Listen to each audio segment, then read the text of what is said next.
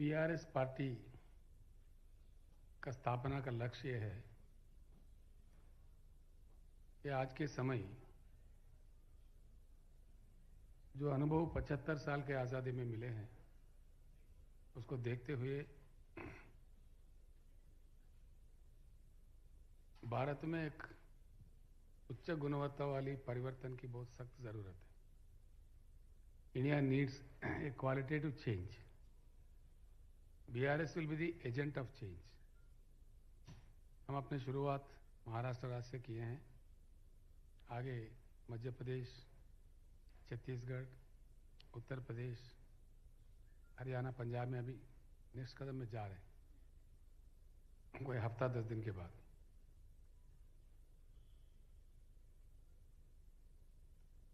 देश में जो होना चाहिए था इतनी लंबी समय में वो हो नहीं पाया। ये कड़वी हकीकत है, सच है। और जो आज भी जो हो रहे हैं वो भी सही दिशा में नहीं है। सभी तबके के लोग, सभी विभाग के लोग भी नाराज है, ज्यादा से ज्यादा लोग। अभी की आज की स्थिति अगर देश की देखें तो पूरी इकोनॉमी टाल मटोल हो गई है। निर्यात ऑलमोस्ट क्लोजर पे आ रहा है, लाखों में इंडस्ट्रीज का क्लोजर हो रहा है। Where make in India is gone, god only knows. और आयात बढ़ रही है। आयात ऐसी चीजों की जिसकी कोई जरूरत ही नहीं, अगर काम सही पे हो जाए। क्योंकि हमारा देश एक कृषि प्रधान देश है, फिर भी हम 1 लाख करोड़ के ऊपर का पाम ऑयल इंपोर्ट करते हैं। लगातार कर रहे हैं, कांग्रेस के जमाने से भी, अब भाजपा के सरकार में भी। इसको बंद करना चाहिए 100%। हमारे किसान हैं उगा के देने के लिए, लेकिन वो काम नहीं हो रहा है। दाल भी हम लोग कनाडा से इंपोर्ट करते हैं, जो कि बड़ी आसानी से यहाँ किया जा सकता है, उत्पादन हो सकती है, लेकिन उस पर भी सरकारों का नजर नहीं है उस समय से लेकर आज तक। मैं किसी एक पार्टी को या किसी एक व्यक्ति को आलोचना करना मेरा इंटरेस्ट नहीं है, लेकिन आज जो सिचुएशन हमारे सामने खड़ी है, my appeal to all the intellectuals of this country and all the youth of this country that we need a qualitative change. We have the experience of the globe. Wherever leaders went out of box और कड़ी मेहनत करके कुछ करने का प्रयास किया है, जैसे कि ईस्ट एशियन टाइगर्स है, जैसे कि जापान है, एसेस से राइज होकर सेकंड लार्जेस्ट इकोनॉमी बन गया है। और सबसे बड़ी एग्जांपल हमारे लिए तो जिससे हमारा जियोग्राफिकल कनेक्ट है, चीन है। Till 1980 the GDP of China was lesser than India, and now where is China, where is India today? China has proved, उनके कड़ी मेहनत से, सही नीतियों से चाइना हैज प्रूव्ड आज के दिन में कुछ ऐसा स्थिति ला दिया उन्होंने। Without China there is no world. यहां तक कि हमारे पतंगों के मांझा, दीपावली के पटाखे, दीपावली के दिए भी चाइना से आने लगे हैं, होली के रंग भी। ऐसी स्थिति है। जो चीज भारत में बन सकता है उसको भी आज भारत इंपोर्ट करने लगा है। कुछ धनवान लोग घर बना रहे तो कह रहे कि भाई कहाँ गए, चाइना गए, क्यों गए? फर्नीचर लाने गए। सोफा सेट के लिए भी हम चाइना भाग रहे हैं, हमारे भारतवासी। तो ये साफ इंडिकेट करता है कि there is a need for a greater change style of functioning of India. और कई अन्य चीज है, we need to make some structural changes. संविधान को लेकर के भी, जुडिशरी को लेकर के भी, इकोनॉमिक रिफॉर्म्स भी होना चाहिए, कॉन्स्टिट्यूशनल रिफॉर्म्स होना चाहिए, इलेक्टोरल रिफॉर्म्स भी होना चाहिए, एडमिनिस्ट्रेटिव गवर्नेंस का भी सिस्टम बदलना चाहिए। We should get out of this routine. Until unless we should get out of the box and get out of this routine, this country will not be able to flourish. Elections do come and go. Parties may win, parties may lose. ये तो चलता ही रहता है. लेकिन unless there are some structural changes, India will never be able to catch up with the world. कुछ ऐसी चीजें हैं बड़ा ही दुखदाई है. खास तौर पर दो चीज, पानी और बिजली. इसके लिए पूरी भारत तरसता है. मैंने कई किताबें पढ़ी है, कई बुद्धिजीवियों से, कई शास्त्रियों से मैंने बात किया है, कहीं से सही समाधान नहीं निकलता. We have the water availability more than the requirement of the country. The rainfall of India is about 1,40,000 TMC. 50% of the water gets evaporated, and rest 50%, that's about 70,000 TMC. हमारे नदियों में बहता है शुद्ध पानी, जिसके आज तक भारत ने उठाया है सिर्फ 20-21 हजार का. जो प्रोजेक्ट्स बने हैं जैसा कि इंदिरा सागर, नागार्जुन सागर, हीराकोट, ऐसे प्रोजेक्ट्स में सिल्टेशन भी आ गया है. उसमें 1/4 या 1/3 भर भी गए हैं. The real use of water is about 18,500-19,000 TMC. बाकी पूरे पानी समंदर में बह जाता है. 75 साल का ये स्टोरी है. देश के 15 प्रधानमंत्री बने, कई लोग 100 लोग मुख्यमंत्री बने, नीतियां नहीं बदल पा रहे हैं. There is a urgent need to review the water policy of India. That totally needs to be changed. New approach, new system where we should exploit the river water for the sufficient supply of drinking water and also to the farming. ये दोनों भी चीज बहुत सख्त जरूरत है, लेकिन इस पर कोई ध्यान नहीं है. नेहरू जी के समय में जो प्लानिंग चला उस समय में कुछ मात्रा में हुआ है. अब उसके बाद में द कंट्री हैज ड्रिफ्टेड. आज तक कोई किसी ने भी इसके बारे में ध्यान या जिस तरह से देना चाहिए उस तरह से नहीं दे पाए. और बिजली का भी वही हाल है. बिजली हमारे देश में ये बहुत कम लोग जानते हैं, हकीकत है. आंकड़े मेरे नहीं है, केंद्र सरकार के है, कोल मंत्रालय के है. अब तक जो डिटेक्टेड है, ऑलरेडी जो डिटेक्ट करके पाया गया है, the coal reserves in the land of India are about 361 billion tons. जो कि थर्मल पावर, जो फर्म पावर होता है, पावर तो 5-6 किस्म का है, लेकिन फर्म पावर सिर्फ 1-2 ही होते हैं. One is atomic power, another one is thermal power. Hydel power, solar power, all these are there but they are not power. These are only 2 firm powers. लेकिन एटॉमिक पावर को लेकर हमारे देश में भी, पूरे विश्व में भी कुछ विवाद है. चेरनोबिल के विस्फोटन जो रशिया में हुआ है उसके बाद में काफी विवाद है. पर thermal power has the global acceptance. इसमें सुपर क्रिटिकल आ गए हैं अभी, जो लेस पोल्यूटेड है, वो चीज पूरी दुनिया में चलता है. और जो कोयला हमारे पास उपलब्ध है पूरे देश में, विस्तार भंडार 361 बिलियन टन, इसको सही संतुलित करके हाइडल, सोलर और थर्मल पावर को संतुलित करके यूज करे. The existing coal reserves already which have been already detected, और आगे भी है, लेकिन जो पाया गया है वो 150 साल तक के लिए पूरे भारत को 24 घंटा उच्च गुणवत्ता वाली पावर देने के लिए पर्याप्त है. ये मेरे नहीं है बात, ये शास्त्रज्ञों की बात है, एक्सपर्ट्स के बात है. मैंने उनसे चर्चा की है, लेकिन इसकी तरफ पे कोई ध्यान नहीं है. ये पूरी दुर्भाग्यपूर्ण बात है. इसमें भी बदलाव आना चाहिए. The total water policy of India needs to be changed. Unless we change that. अब देखिए, मैं इसलिए कह रहा हूं, I am telling this with a responsibility. Why water wars in India? It is hard to understand. Ravi सतलेज के लिए 3 राज्य लड़ते हैं, पंजाब, हरियाणा और राजस्थान. महानदी को लेकर 3 राज्य लड़ते हैं, मध्य प्रदेश और उड़ीसा, छत्तीसगढ़. इन तीनों में लड़ाई है. कावेरी को लेकर मद्रास में और कर्नाटक में लड़ाई है. कृष्णा गोदावरी को लेके महाराष्ट्र, कर्नाटका, तेलंगाना और आंध्रा, इन लोगों के बीच में लड़ाई है. राज्यों को क्यों लड़वा रहे हैं? पानी नहीं है ये बात नहीं है, पानी पर्याप्त है. इस प्रकार से लेना है पानी ले सकते हैं. मोर देन पानी सरप्लस है. We have about 41 crores of cultivable land in India, which is more than America and more than China.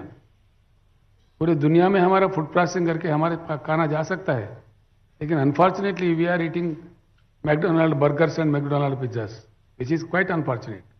ये बात बदलना चाहिए. भारत का खाना बाहर जाना चाहिए, फूड प्रोसेसिंग इंडस्ट्री का बढ़ावा देना चाहिए. वो नहीं हो रहा है. हर जगह हर तहसील में लग सकते हैं फूड प्रोसेसिंग यूनिट. इसमें करोड़ों करोड़ों युवा को नौकरी भी मिल सकता है, लेकिन इसके तरफ भी कोई ध्यान नहीं है. This is why we feel that it's needs to be changed in toto. Change should be radical. ऐसा वैसा चेंज से नहीं होगा, इसको मूल रूप से चेंज करना पड़ेगा. Power policy also needs to be a change. A new water policy, a new power policy should be drafted for the country. Then only we will be able to address the shortages and the problem in these two issues. और दूसरी चीज भी है, हम अपने राजधानी में जाते हैं दिल्ली, कभी कभी आधा घंटा कभी 45 मिनट भी चक्कर लगाने पड़ते हैं. We are hovering in the air. आप सभी लोग जानते हैं बिकॉज ऑफ ट्रैफिक कंजेशन. कहीं जाइए आप, हमारे एयरपोर्ट्स में इंफ्रास्ट्रक्चर ठीक नहीं है. इस प्रकार का एक्सपेंशन होना चाहिए, नहीं होता है. हमारा रोड में काफ़ी इम्प्रूवमेंट होना चाहिए, जो नहीं हो रहा है, नहीं हो पा रहा है. और हमारे रेलगाड़ियाँ जो चलते हैं, सेकंड लार्जेस्ट रेलवे है हमारे पास. ये बड़ी अजीब बात है, किसी एक में भी परफेक्ट इंफ्रास्ट्रक्चर नहीं है इतने साल के बाद भी. काफ़ी दुखदायी बात है. पानी का मैं ख़त्म कर लूँ, आपको शीट सप्लाई किए हैं. देर आर अबाउट 13 कंट्रीज का ये शीट है. इसमें साफ डिटेल्स है. एक्चुअली होता यह है, पानी कहीं भी किसी फैक्ट्री में नहीं बनता. पानी बहुत अनमोल चीज होती है, मानव उसको तैयार नहीं कर सकते. जो आता है प्रकृति देती है, उसको बड़ा संभाल के यूज करना चाहिए. हमारा देश बाढ़ से भी प्रभावित है, सूखा से भी प्रभावित है. आधा बिहार तो डूबा हुआ रहता है हर साल, आधा सूखे में रहता है. और कई जगह देश में अकाल सकाल होते ही रहते हैं. ये हमारे अनुभव है. जो पानी की उपलब्धि है, जो प्रकृति भगवान ने दे रखा है, उसको सही तरीके से इस्तेमाल करें. देखिए, एक छोटा सा देश है जिम्बाब्वे. इनके पास एक रिजर्वायर है 6533 TMC. इसका मैंने आपको दिया है details, you can see it later on. ऐसे ही रूस में है अंगारा, वहाँ पे 5968 TMC का डैम्स है. कनाडा में, अमेरिका में होवर डैम है. ऐसे ही I have given you the details, you can go through this document, it will show you. Bharat जैसे विस्तार देश में, इतने विशाल देश में, कम से कम 2-3 तो कम से कम ये ऐसे प्रोजेक्ट हमारे पास होना चाहिए. देश पूरा प्यासे है, खेत पूरा प्यासे है, गले प्यासे है, लेकिन इस पर कोई ध्यान ही नहीं. ये ऐसे अगर 2-4 रिजर्वायर बना लें तो हम बाढ़ से भी सेफ रहेंगे, सूखे से भी बचेंगे. पीने के लिए पानी विस्तार मिलेगा, उद्योग के लिए मिलेगा, हर किसी को मिलेगा. हर किसी को देने के बाद तो 41 करोड़ एकड़ की कृषि योग्य भूमि है इंडिया में, हर एकड़ में पानी दिया जा सकता है. मैं आपसे प्रार्थना करूंगा, लोगों को आप बताएं, आपके अखबारों के जरिए, आपके चैनलों के जरिए. I pray you, please let it be known to the people. India में दमदार सरकार अगर हो, हर एकड़ में भरपूर पानी दिया जा सकता है. पीने का पानी हर घर में नल फिट करके दिया जा सकता है, और उद्योग के लिए जो चाहिए भरपूर हम दे सकते हैं. इसके बाद भी कम से कम 20-25 हजार TMC की बचत है. As per as water is concern, usable water is concern, India is a surplus country. भगवान ने, प्रकृति ने इतना दिया है, इसके बाद भी क्यों तड़पना पड़ता है लोगों को. हम जब औरंगाबाद गए, वहां बताए 8 दिन में एक बार पानी आता है. अकोला से हमारे भाई प्रकाश बोरे बता रहे थे कि वहां 7 दिन में एक बार आता है. सोलापुर वाले कह रहे हैं 10 दिन में एक बार आता है.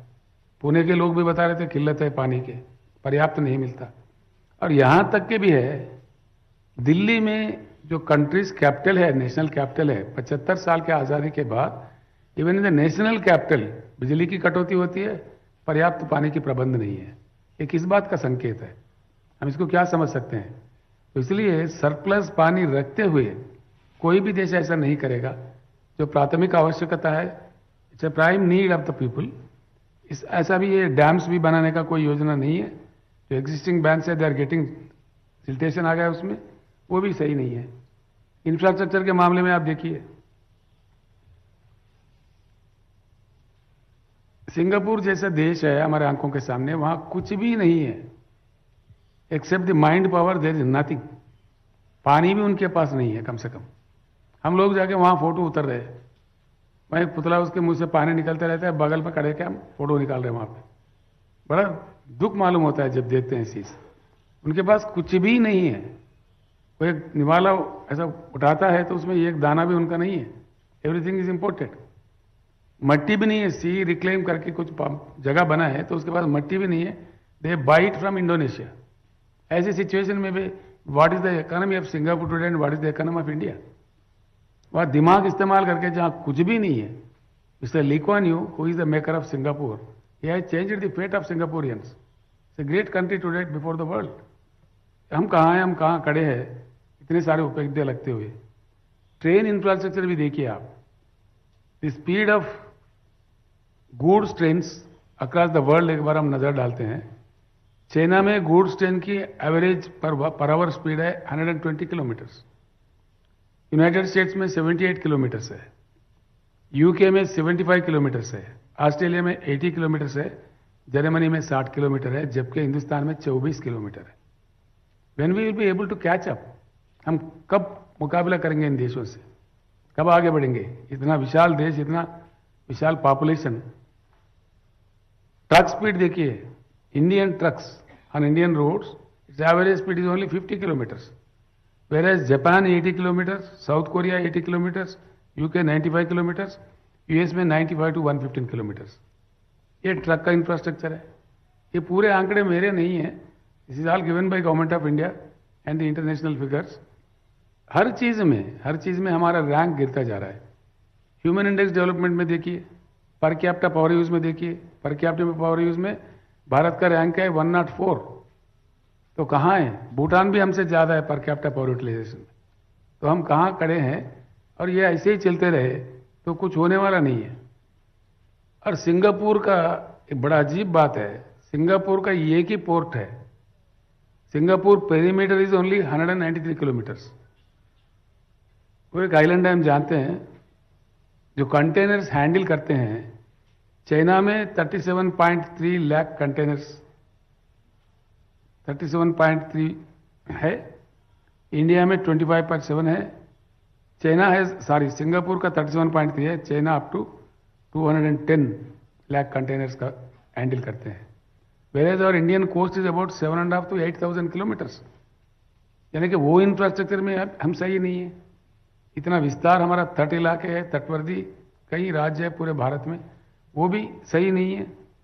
हर चीज में आप किसी भी चीज देखिए, पोर्ट्स में देखिए, एयर इंफ्रास्ट्रक्चर देखिए, सड़क इंफ्रास्ट्रक्चर देखिए, रेल इंफ्रास्ट्रक्चर देखिए, तो इसमें कंप्लीटली हमारे को, ये तो कोल इंडिया का है। You look at everything, we are going down. Forex is totally going down and down. And what is the rupee value today? It's about 82, change है आज में मेरे ख्याल से 82 to 83 रुपीस है। ये स्थिति पहले कभी नहीं था भारत में। इतना गिरावट रूपी का अब पहली बार हमको देखने का मिल रहा है। We are not able to control anything. इसी को लेके the BRS proposals for a qualitative change in the country. हमारा प्रयास वही है। पूरी भारत में हम अपना प्रयास जारी रखेंगे, हम आगे बढ़ेंगे और इस प्रकार का उच्च गुणवत्ता वाली परिवर्तन का पूरी प्रयास करने का हम आगे बढ़ रहे हैं। रिफॉर्म एजेंडा भी मैंने आपको बता दिया। It's about economic reforms, constitutional reforms, electoral reforms, judicial reforms and administrative reforms and governance में रिफॉर्म्स। तो ये मैंने दिया है आपको विस्तार में, आप देख सकते हैं। मैं ज़्यादा अपने तरफ से नहीं बोलते हुए, if you have anything to ask me, you can please begin with.